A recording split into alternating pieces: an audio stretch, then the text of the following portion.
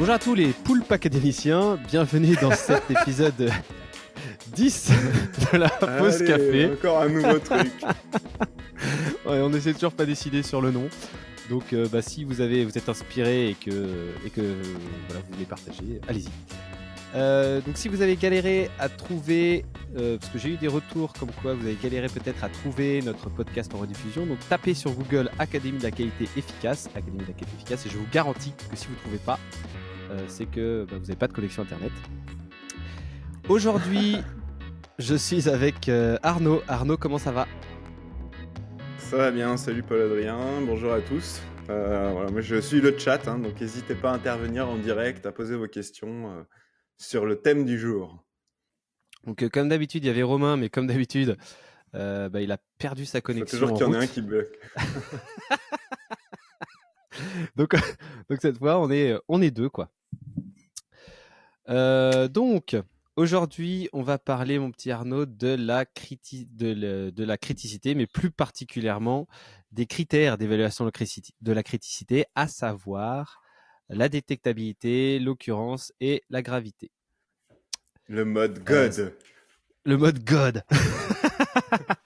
Alors, en parlant du mode God, j'ai fait un petit résumé de l'épisode précédent. Premier point important, pourquoi il faut évaluer la criticité des déviations ? Eh bien, c'est pour adapter l'effort d'investigation.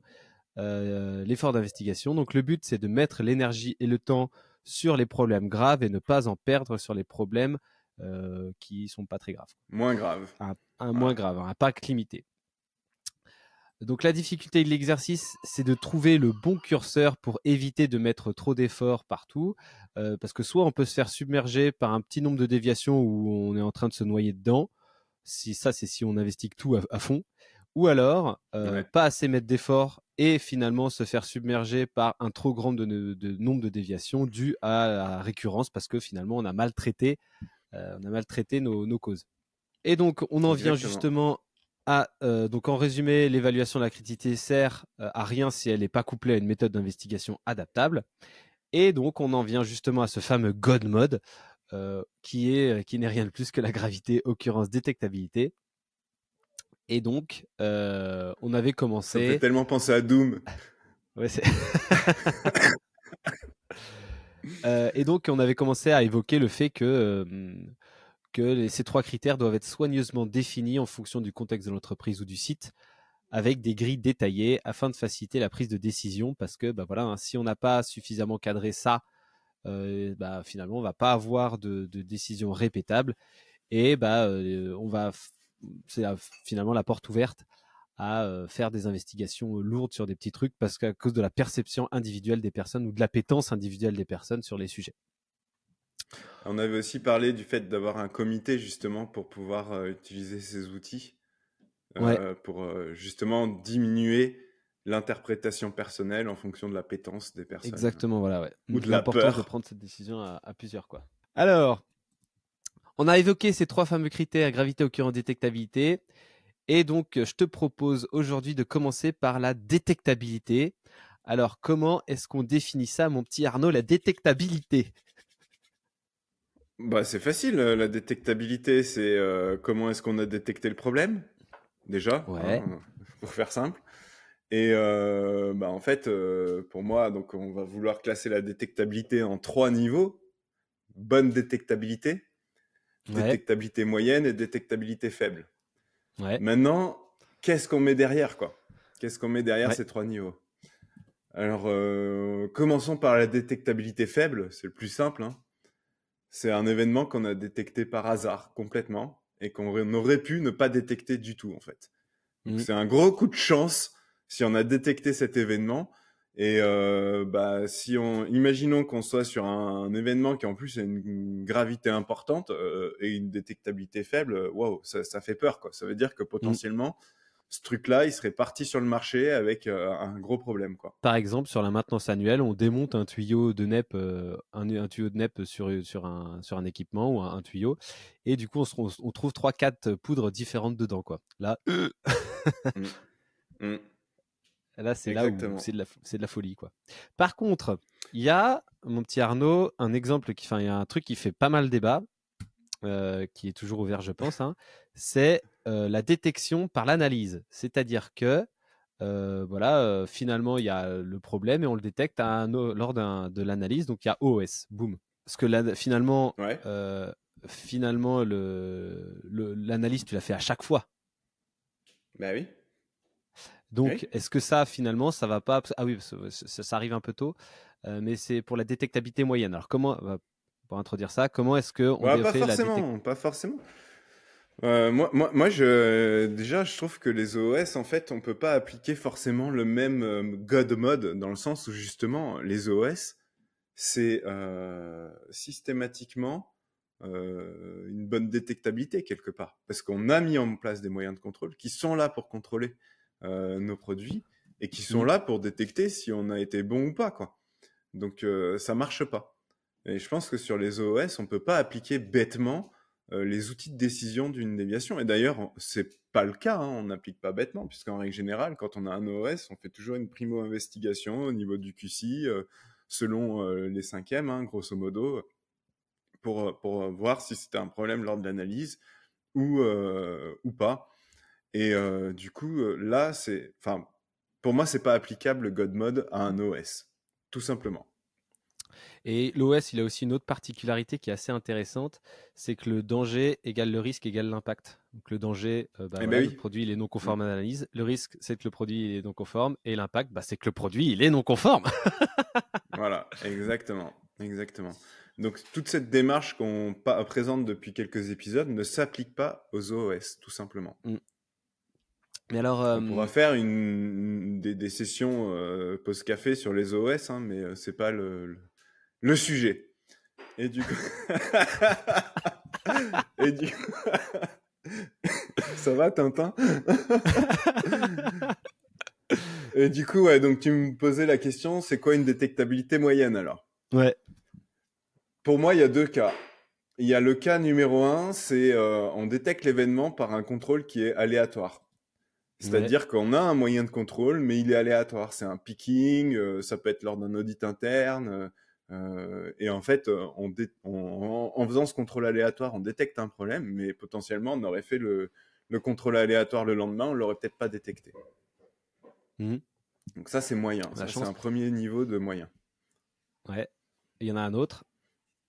Il y en a un autre, c'est souvent dans les process, malheureusement, on a plusieurs moyens de contrôle. C'est-à-dire, sur un Heureusement. même point, on va avoir plusieurs. Oui, oui, parce que ça veut. Moi, je dis malheureusement parce que dans un sens, ça veut dire qu'en fait, les moyens de contrôle fonctionnent pas forcément très bien.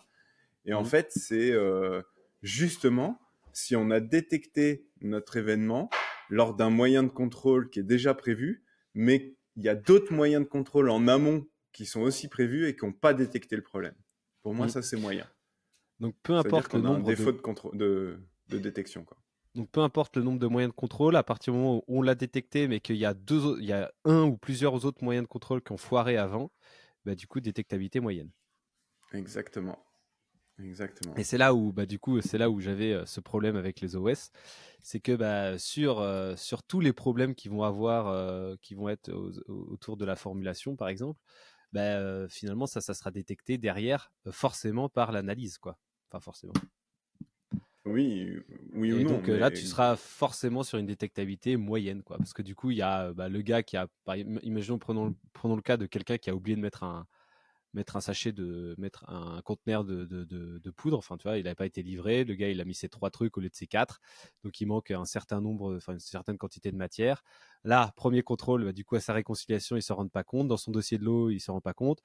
Le produit, hop, il passe à l'étape suivante. Relecture du dossier de l'eau, elle n'est pas encore faite, par exemple, parce qu'il y a du retard sur la relecture du dossier de l'eau. On fait ouais, l'analyse, et là, par bing, exemple. il y a, et là, bing, il y a trop d'API, donc 121%, je sais pas, 121%, Ouais. parce qu'il manque un conteneur. Et donc là, effectivement, détectabilité finalement moyenne. On l'aurait détecté de toute façon dans tous les cas à cause de l'analyse, mais il y a 3-4 Mm. moyens de contrôle qu'ils ont foiré avant celui-là, quoi. Exactement. Et du coup, on a le dernier niveau qui est la bonne détectabilité. Premier point, c'est l'événement qui est détecté par le premier moyen de contrôle qui est prévu pour contrôler ce point-là. Alors, certains me diront, ouais, mais ça se trouve, ça aurait pas marché la fois d'après, on aurait pu ne pas le voir à ce contrôle. Ok, bon, à un moment donné, on analyse un événement sur la base de faits. D'accord ? Le fait est ici qu'on a un événement qui s'est produit, qu'on a détecté au premier moyen de contrôle. Donc, ça sert à rien de dire on aurait pu ne pas le détecter. On a ce moyen de contrôle qui a fonctionné. Voilà. Donc, ça, c'est fort. Ensuite, on a un événement qui a été détecté par un contrôle aléatoire, un peu comme le moyen, sauf qu'en fait, ce contrôle aléatoire, il arrive avant le premier moyen de contrôle qui est prévu sur ce point-là. Et donc, en gros, je sais pas, moi, on fait un contrôle aléatoire, je sais pas, on fait un tour de la zone de matière première, on se rend compte qu'il y a une erreur d'étiquetage, mais la matière première n'est pas encore engagée. Et au moment où on aurait dû l'engager, il y a un contrôle des étiquettes, on aurait pu le détecter à ce moment-là, mais là, c'est un contrôle aléatoire qui est avant le premier moyen de contrôle qui est réellement prévu pour ça. Et le dernier, je l'adore. Ouais. C'est l'événement qui, par sa nature même, est forcément détectable. Et ça, j'ai un exemple, moi, qui m'a marqué. C'est un jour de forte pluie. Il y avait un problème d'isolation du toit et il y a de l'eau qui coulait dans la zone de prod. Et en plein milieu. Donc, c'était obligé qu'on le voit, en fait. Et du coup, mais par nature, en fait, c'était obligé qu'on le voit. On pouvait pas ne pas le voir. Ouais, bah là, du coup, alors voilà, le produit qui s'est déversé par terre dans la zone, c'est. Ouais. Voilà. Exactement. Ouais, voilà. Tout à fait. Donc là, finalement, dans la détectabilité, on voit qu'on prend l'ensemble des cas de figure. Donc là, pour la détectabilité, en général, ça se passe plutôt bien. Quand on applique cette grille, il n'y a pas trop de challenge. Hein. Donc soit c'est détecté, donc détectabilité forte, c'est détecté par le premier contrôle, c'est détecté par un contrôle aléatoire avant le premier contrôle, ou c'est par nature détectable. Détectabilité moyenne, c'est détecté par un contrôle en place, mais il y en a un ou plusieurs qui a foiré avant. Et détectabilité faible, c'est détecté par hasard complètement. Donc il y avait une chance de pas le voir, quoi. Enfin, et ça se trouve, il y en a avant qu'on n'a pas vu. Exactement. Bien résumé. Et si je pouvais rajouter, je pense que ces critères, et d'ailleurs quand on intervient sur les sites, c'est le cas, ces critères, on les modifie jamais. Quel que soit le site, la détectabilité, c'est les mêmes. Quel que soit votre type de production, quel que soit vos activités, ces critères-là, ils sont les mêmes. Et quand on intervient sur des sites, nous, sur ces sujets-là, ces critères-là, on les touche jamais. Ouais. Et tout le monde est d'accord. Tout le monde est globalement toujours d'accord avec, quoi. Alors, je te propose de prendre 1 minute pour parler du bootcamp. Parce que du coup, on lance notre bootcamp. Donc là, tout ce qu'on dit depuis quelques épisodes, depuis comme un moment, hein, depuis 5-6 épisodes, donc, qu'on va continuer à dire pendant longtemps. Et bien du coup, on lance un bootcamp qui va se dérouler plutôt vers juin, hein, où oui, je te laisse expliquer, Arnaud, parce que t'as l'air de t'impatienter sur ton clavier. Ouais. Non, mais voilà, du coup, effectivement, l'idée, c'est d'apporter une solution pour aider les sites, sans forcément rentrer dans un projet accompagné par des consultants pendant des mois, etc. Et en fait, on organise ce bootcamp sur 3 jours et demi, avec comme objectif pour les participants de redéfinir plusieurs choses, hein. Les outils de décision pour le site, mais aussi retravailler sur les rôles et responsabilités qui soient adaptés à l'organisation de votre site dans le process déviation, restructurer la méthode d'investigation en adaptant, comme on l'a dit, l'effort au niveau de risque. L'objectif aussi, c'est de construire l'ensemble des outils pour piloter efficacement au quotidien les déviations et les CAPA, structurer l'ensemble de la nouvelle procédure de traitement des déviations, hein, ensemble, et en gros repartir de ces 3 jours et demi avec un plan d'action, son pilotage, les moyens pour déployer, comment accompagner les gens sur le site, et voilà. Donc c'est vraiment, en gros, c'est un projet de conseil spécifique aux déviations en accéléré, Et c'est surtout l'objectif pour vous, c'est que nous, on passe du temps avec vous. Donc c'est vrai qu'on va limiter le nombre de participants.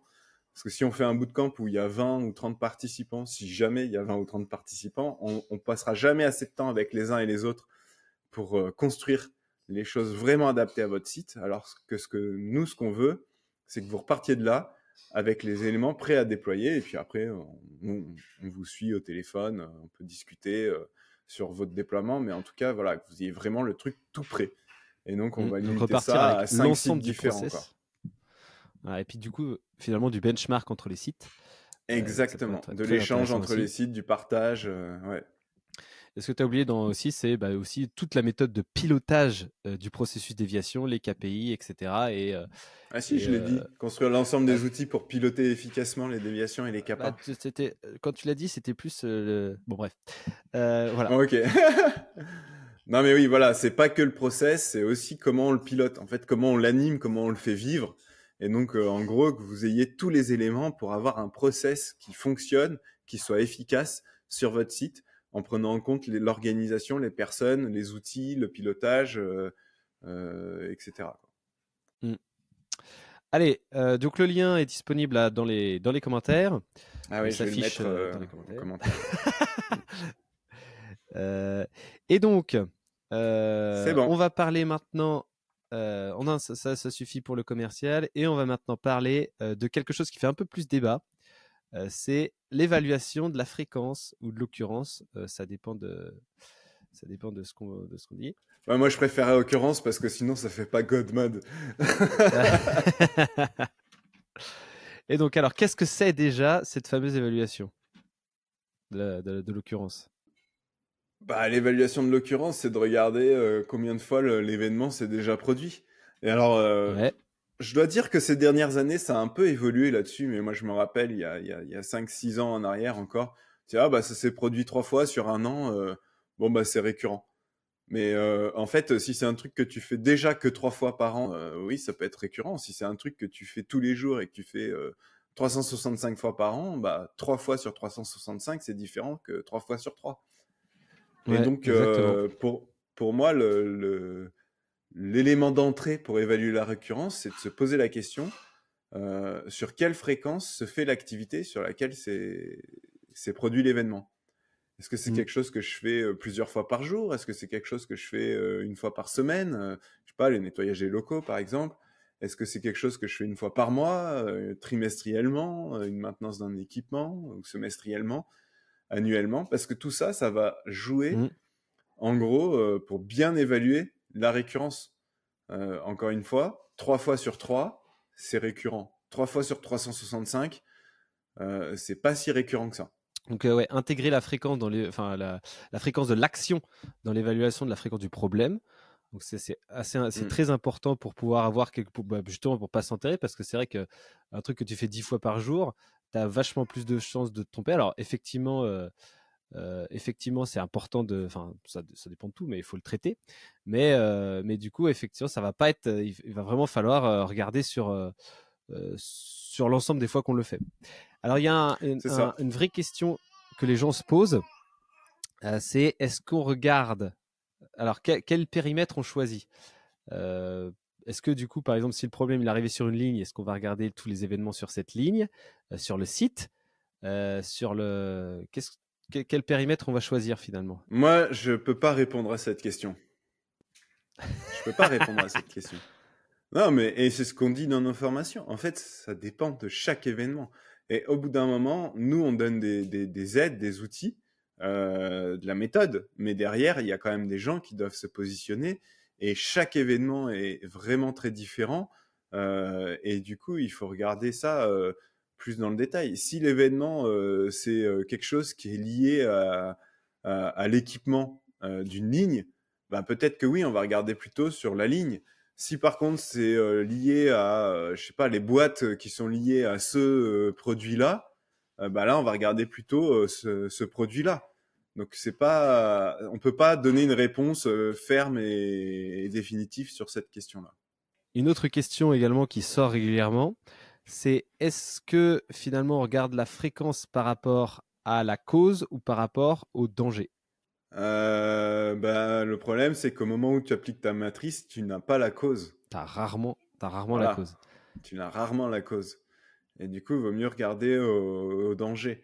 Parce que forcément, si tu pars sur la cause, à moins que tu décides d'analyser ta criticité après avoir trouvé ta cause, mais là, ça n'a plus trop de sens, puisque l'objectif, c'est d'adapter l'effort d'investigation. Mais après, vas-y, il y a un truc, moi, qui me saoule. C'est mon petit Vas-y. coup de gueule. En fait, les gens, parce qu'après, on dit, ouais, mais c'est compliqué de retrouver les trucs, machin, dans l'historique. Quand on est sur des activités quotidiennes, les gens, ils connaissent les points qui sont récurrents. On le sait. Fondamentalement, les gens, ils savent les trucs qui les emmerdent au quotidien et qui reviennent régulièrement. Il n'y a pas de débat. Je me rappelle d'un site où il y avait des déviations parce qu'il y avait des délais de stockage de poudre qui étaient dépassés. Bon, bah voilà, tout le monde le savait en fait. Tout le monde le savait que c'était récurrent parce que ça arrivait un lot sur deux. Bah, je suis d'accord après, mais des fois il y a des trucs un petit peu plus, justement, surtout sur les événements qui vont être sur les actions qui vont être moins fréquentes. Là, ça te pose la question quand même. C'est un truc que tu fais une fois tous les mois, de savoir que ça s'est passé deux, trois fois en début d'année et si tu es en fin d'année, tu sais, c'est un peu plus compliqué. Donc c'est là où c'est quand même pas mal pertinent de regarder quand même par rapport à tes historiques de choses. Par contre, effectivement, sur les actions que tu fais 3-4 fois par jour, là, du coup, effectivement, les gens, ils savent que, ouais, non, mais ça arrive tout le temps, laisse tomber, c'est trop chiant. Surtout en ce moment, ça fait une série. Voilà. Et par rapport à si on doit le faire sur le danger ou sur la cause, moi, je pense qu'il faut vraiment le faire par rapport au danger, enfin, au quoi. Et en fait, régulièrement, c'est faire des analyses sur les causes déterminées. Donc, tu prends toutes les causes que tu as trouvées, toutes tes déviations, et là, tu fais un Pareto sur les causes, et là, tu regardes où tu en es par rapport aux causes que tu as trouvées. Et là, c'est super intéressant parce que tu vas pouvoir faire une évaluation de l'efficacité de tes CAPA. Exactement. Bah, c'est comme ça, à mon sens, que c'est pareil. Alors, on n'en est pas encore là, mais définir comment on va mesurer l'efficacité des CAPA, CAPA par CAPA, pour moi, c'est un non-sens, en fait, parce que c'est jamais bien fait. Et en vrai, le seul moyen de bien évaluer l'efficacité des CAPA, c'est de faire des analyses de récurrence de causes 2-3 fois dans l'année, quoi. Ouais, ça c'est vrai. Bah oui, Et ça, d'ailleurs, vrai. je pense que tu peux arriver à le défendre. Il faut bien le documenter, mais je pense que tu peux arriver à le défendre pendant une inspection en disant, bah voilà, comment vous évaluez l'efficacité de nos CAPA. Bah, on fait on fait des études sur la fréquence des causes et on regarde comment ça se modifie d'une fois sur l'autre, quoi. Alors, du coup, comment est-ce qu'on construit cette matrice de fréquence? Eh bien, ce que je vous conseille de faire, c'est de prendre, au final, sur votre matrice, donc de définir une fréquence sur une activité journalière, une fréquence sur une activité hebdomadaire, une fréquence sur une activité mensuelle, trimestrielle, annuelle. Et là, vous déterminez si, par exemple, si je prends l'exemple d'une activité qui va être mensuelle, faible, ça serait que l'événement s'est produit 1 à 2 fois sur un an, pour une activité mensuelle. Moyen, ça serait par exemple que l'événement s'est produit 3 à 4 fois sur un an. Et fort, ça serait que l'événement s'est produit 5 fois ou plus sur un an. Et si je le mets par rapport à une activité journalière, là on pourrait se poser la question de regarder seulement par rapport aux 2 derniers mois. Donc faible, ça serait que ça s'est produit 1 à 2 fois sur les derniers mois. Moyen, ça serait que ça s'est produit 3 à 4 fois sur le dernier mois. Et fort, ça serait 5 fois ou plus sur les derniers mois. Et donc après, il faut aussi faire penser aux activités qui vont pas être qui vont être répétées sur une période donnée, mais pas sur l'année entière. Par exemple, on va faire une campagne de 15 lots dans l'année. Donc là, on va en faire 15, mais sur une période très courte. Et finalement, on va faire le truc beaucoup de fois sur une période courte. Et là, en fait, ce qu'on peut définir, c'est des pourcentages de fois sur la période. Par exemple, si on considère les 15 lots, donc sur les 15 lots, ça s'est produit moins de 10% des fois, et du coup, on va dire que c'est faible. Si sur les 15 lots, ça s'est produit entre 10 et 30% des fois, ça va être moyen. Et si sur les 15 lots, ça s'est produit plus de 30% des fois, bah, ça va être fort. Et ça, du coup, ça va permettre finalement une évaluation de la fréquence, quel que soit le cas, dans lequel on se trouve. Donc, j'allais conclure, mais finalement, on va pouvoir passer la question. Donc, une petite question d'auditeur qui dit « Bonjour, sur mon site de 300 personnes, nous avons aux alentours de 1500 déviations par an, dont 95% qui sont mineures, 4% majeures et moins de 1% critiques. Que pensez-vous de cette répartition ?» Eh ben, moi, je pense comme ça, de prime abord, qu'il y a peut-être un problème de triage entre événements et déviations, et qu'il y a peut-être beaucoup de choses qui rentrent en déviation qui ne sont pas des déviations. Parce que, alors, après, c'est comme ça. En vrai, ça mériterait d'être regardé dans le détail, hein, mais Évidemment, là, il faut les donner, mais là, comme ça, exactement, exactement. Mais comme ça, là, d'un point de vue benchmark, ce qu'on voit habituellement sur les sites, on est à 75% de mineurs. 20% de majeurs, 5% de critiques, grosso modo, quoi. Donc 90 ou 95, je sais plus combien tu m'as dit, % de mineurs. Pour moi, il y a un truc à creuser et potentiellement, ça serait le triage entre événements et déviations qui fonctionne pas bien et on ouvre plus de déviations que nécessaire. on ouvre des petites déviations de traçabilité. Par Euh, exemple, avec une resensibilisation en CAPA. euh, et il y a un truc intéressant aussi à faire, c'est regarder le nombre de déviations par lot. Si Ah ouais, il y a plus de 2 déviations par lot, là, à mon avis, parce que ça là, du dépend coup, des produits. Et ça dépend je vois, si t'es ouais, c'est t'es sur du ce que j'allais dire. développement, si... Mais là, je vois 1500 déviations pour un site de 300 personnes. Ça paraît comme ça beaucoup. Après, il faut voir le nombre de lots faits. Hein, ça, c'est très important. Ouais. Mm. Mais derrière, si on regarde quand même, enfin, ça dépend en quelle forme, etc. Mais si on regarde le nombre de déviations par lot et si vous faites plus de 30 lots par mois, globalement, Bah, ça 1500, ça fait quoi? Ça fait 120, 130 déviations par mois. Déjà, quand on peut... parlait de l'organisation l'autre jour, là, avec 1500 déviations par mois, par an, pardon, vous avez largement de quoi avoir des investigateurs dédiés. Et du coup, voilà. Donc ça, c'est vrai que c'est important de regarder. Et en plus, par lot, si vous voulez pousser le plus loin, c'est voir combien est votre temps de cycle en fonction de la criticité de vos déviations qui impactent les lots. Ça, c'est trop bien. et du coup, apparemment, il y aura une autre question dans le chat, Arnaud. Alors, qu'est-ce qu'on a comme question? Bonjour, c'est là qu'on se rend compte que le traitement des devs est tout de même assez subjectif selon la façon dont l'investigateur creuse la cause, selon le délai et la charge de travail qu'on a, etc. Et sinon, que pensez-vous de la duplication des déviations? Si plusieurs lots impactés égale plusieurs déviations pour pouvoir libérer. Ah, pour moi, j'aurais tendance à dire, même si ça impacte plusieurs lots, c'est une seule déviation. Bah ouais. Bah, Ouais, ça, c'est parce que du coup, finalement, ça impacte plusieurs lots, mais l'idée derrière, c'est que le problème, c'est le même. Et donc, finalement, l'impact, du coup, l'impact, ça va être, enfin, l'impact, par contre, faut l'évaluer pour tous les lots. Je pense que c'est plus efficace de l'évaluer l'impact sur tous les lots dans la même déviation. Et derrière, par contre, l'investigation de la cause, vu que c'est le problème, il est unique. Et bah, du coup, ça va permettre de pouvoir l'investiguer qu'une seule fois, quoi. Après, de toute façon, ça va être un copier-coller exactement. dans toutes les autres déviations. Mmh. Après, on a un commentaire intéressant aussi. La recherche d'occurrence est particulièrement complexe car selon les personnes qui rédigent les déviations, les termes employés ne sont pas forcément les mêmes pour un même problème.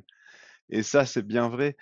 Et d'autant plus, du coup, bah, en fait, c'est aussi pour ça qu'on disait que pour la récurrence des causes, en fait, il n'y a pas de remède miracle, hein, tant qu'on n'a pas nos intelligences artificielles intégrées dans le QMS qui pourraient vous sortir des choses intéressantes, Greg, si tu bah, faut le m'écoutes. faire à l'intelligence humaine.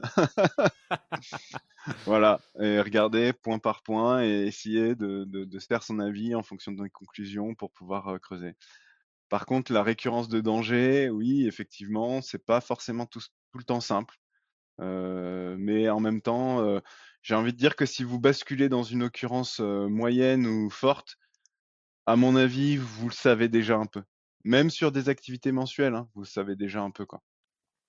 Après, moi, ce que je fais sur les Pareto comme ça, là, c'est que je me les farcis. Hein. Tu sais, tu fais ton extraction avec dedans le quoi, et puis après un peu l'explication, et puis la cause, et puis bah, tu prends une colonne, et puis tu. Après, c'est un truc qui marche bien, c'est que tu filtres par mots-clés. Du coup, par exemple, si tu en as, je sais pas moi, si tu as 1000 déviations, tu vas pas te lire les 1000. Enfin, si tu prends, ça prendra beaucoup trop de temps. Par contre, ce que tu peux faire, c'est tu mets les mots-clés, hop, et du coup, ça te filtre 300, enfin, ça te fait un paquet de 300. Et là, du coup, tu les confirmes toutes rapidement que c'est bien ce que tu pensais, hop, et puis tu les classes sur un truc. Tu défiltres, tu refiltres sur un autre mot-clé, boum, tu les ajoutes. Et comme ça, petit à petit, tu peux arriver à avoir tu peux faire rapidement, tu peux passer toutes tes déviations et puis à la fin, il va te rester un paquet d'inexpliqués de 100 ou 200 et celles-là, tu peux te les farcir une par une. Ouais, complètement. Complètement. Et pour revenir à la question là sur les 90% de déviations mineures, voilà, je pense que le benchmark, on pourra présenter un truc la prochaine fois, mais à 75% de déviations mineures, 20% de majeures, 5% de critiques, grosso modo, c'est un bon élément pour se dire, tiens, est-ce qu'il faudrait que j'aille creuser dans mon portefeuille déviation parce qu'il y a un truc qui va pas. Par exemple, si j'ai 70% de majeur, ça peut être un point d'alerte de se dire soit mon filtre il n'est pas adapté et je surestime la criticité de mes déviations, soit j'ai des vrais problèmes de production et il faut que je m'inquiète carrément parce que ça sent pas bon. Mais voilà, et du coup, ce 75% de mineurs, pour moi, c'est un bon élément de prime abord pour se dire qu'il faut aller creuser parce qu'il y a peut-être quelque chose qui va pas. Ok. Bon bah écoute, on a un peu dépassé, mais pas de beaucoup. On a eu quelques problèmes techniques qui seront peut-être transparents au montage. Enfin, en tout cas, merci à tous, merci pour vos superbes questions, c'est top. Venez, n'hésitez pas à venir avec vos problèmes un peu même plus spécifiques, on essaiera de les rendre anonymes, etc. C'est toujours vachement intéressant de pouvoir discuter sur des vrais problèmes. Nous, avec nos interventions et tout, on peut voir pas mal de labos, on a pas mal de différents trucs, donc on peut continuer à parler de notre expérience, mais c'est plus marrant si c'est vous qui venez avec vos demandes. Et puis bah écoutez, n'hésitez pas à nous suivre, n'hésitez pas non plus à repartager des photos, enfin je sais pas si vous êtes dans le live, des captures d'écran ou des machins comme ça. C'est ça qui nous aide vachement à amener plus de personnes, comme ça on aura plus de questions, plus de benchmark. Donc ça serait cool. Complètement. Et puis, bah écoutez, merci à tous. Et la prochaine fois, on parlera de la gravité. on parlera de la gravité. Et puis, bah, voilà, on fera aussi un petit point sur le benchmark d'aviation. Complètement. Voilà. Merci à tous. Okay. Et à bientôt pour un prochain épisode. À bientôt.